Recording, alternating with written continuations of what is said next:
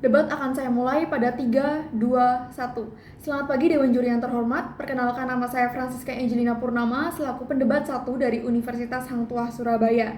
Musik kita kali ini sangat menarik sekali, yaitu Dewan ini percaya bahwa Bank Sentral harus menetapkan batas pengeluaran pemerintah. Sebelum kita masuk ke dalam pembahasan dari musik kita kali ini, izinkan saya untuk memberikan sedikit latar belakang agar pembahasan kita tetap berada pada satu benang merah. Bank Sentral itu merupakan sebuah instansi yang bertanggung jawab atas kebijakan moneter di sebuah negara. Bank Sentral ini juga memiliki tugas dan fungsi untuk menjaga stabilitas mata uang rupiah dan sistem finansial secara keseluruhan. Bank Sentral ini juga merupakan satu-satunya instansi yang memiliki tanggung jawab atau wewenang untuk mengeluarkan dan mengedarkan uang rupiah serta mencabut, menarik, dan memusnahkan uang dari peredaran. Untuk pengeluaran pemerintah sendiri, itu merupakan sebuah penggunaan uang dan sumber daya suatu negara untuk membiayai suatu kegiatan negara atau pemerintah dalam rangka mewujudkan fungsinya dalam melakukan kesejahteraan, di mana kesejahteraan ini merupakan tujuan utama dari bangsa Indonesia tentang kesejahteraan masyarakat. Dan untuk contoh pengeluaran pemerintah ini seperti pertukaran barang dan jasa, pembelian barang operasional, dan kegiatan ekspor dan impor.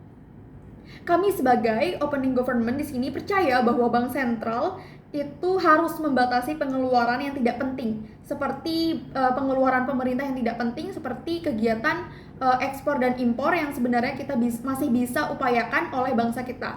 Jadi di sini Dewan Juri yang terhormat, saya selaku opening government akan memberikan 3 argumen penting untuk mosi kita kali ini. Yang pertama, Bank Sentral itu Bank Sentral seperti yang saya sebutkan tadi, karena Bank Sentral itu merupakan satu-satunya yang memiliki wewenang membatasi pengeluaran pemerintah. Dengan begitu, Bank Sentral harus mampu menetapkan kebijakan moneter secara tepat dan berimbang, lebih mendahulukan pengeluaran pemerintah yang penting seperti dana pembangunan, dan tidak mendahulukan pengeluaran-pengeluaran yang tidak penting seperti kegiatan ekspor impor sumber daya alam yang sebenarnya bangsa kita itu masih bisa upayakan. Seperti apa? Seperti kegiatan ekspor impor beras, bahan bakar yang sebenarnya kita tahu Indonesia itu memiliki potensi sumber daya alam di bidang itu.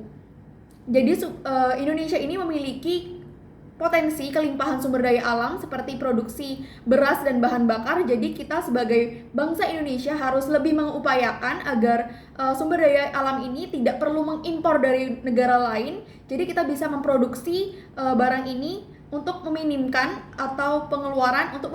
pengeluaran yang tidak penting dari kegiatan ekspor impor. Untuk yang argumen yang kedua adalah Bank Sentral itu selain diberikan wewenang dalam menciptakan kinerja lembaga keuangan yang sehat melalui mekanisme pengawasan dan regulasi. Jadi Bank Sentral ini memiliki wewenang atau tanggung jawab dalam menciptakan kinerja lembaga keuangan yang sehat melalui mekanisme pengawasan dan regulasi. Jadi Bank Sentral ini berkewajiban untuk menjaga kestabilan pengeluaran pemerintah. Jika tidak pengeluaran bangsa kita atau pengeluaran bangsa Indonesia dan pemerintah ini akan memburuk. Terjadi inflamasi mata uang rupiah Indonesia, dan di mana inflamasi itu juga akan mengakibatkan menurunnya kesejahteraan masyarakat. Selain itu, untuk argumen yang ketiga, argumen yang terakhir yang akan saya berikan adalah Bank Sentral harus mampu membatasi pengeluaran pemerintah karena untuk mencegah terjadinya defisit anggaran. Jadi defisit anggaran yang dimaksud ini disebabkan oleh pengeluaran yang lebih besar daripada penghasilan atau pemasukan dari negara itu sendiri. Defisit anggaran ini disebabkan oleh daya beli masyarakat yang menurun atau rendah. Rendahnya daya beli masyarakat ini juga disebabkan oleh kondisinya seperti pembelian sembako, BBM atau bahan bakar, dan transportasi listrik, air yang tidak begitu banyak pemasukan. Defisit anggaran ini juga disebabkan oleh lemahnya nilai tukar mata uang yang karena negara kita itu merupakan salah satu negara yang termasuk negara yang melakukan pinjaman ke luar negeri atau Indonesia ini memiliki utang dari luar negeri. Jadi setiap kali ada perubahan nilai mata uang asing, misalnya kenaikan atau peningkatan dari nilai mata uang dolar Amerika Serikat, maka Indonesia akan terkena dampaknya atau berimbas juga oleh pada Indonesia.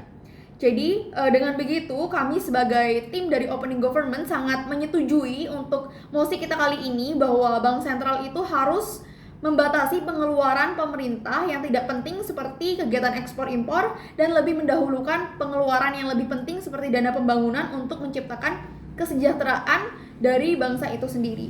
Saya Francisca Angelina Purnama, sekian yang dapat saya sampaikan. Saya tutup, selamat pagi.